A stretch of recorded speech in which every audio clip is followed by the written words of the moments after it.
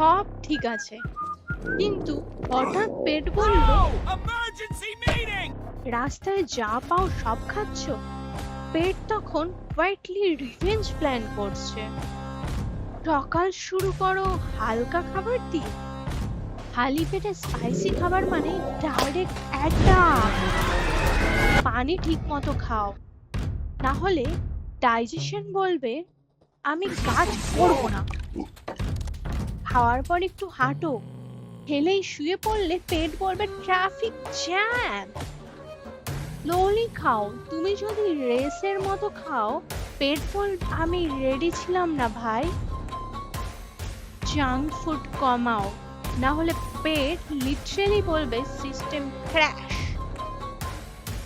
পেট happy থাকলে তুমিও happy, না হলে bathroom is your new home. Follow করো আর পেটকে এনিমি না ফ্রেন্ড বানাও।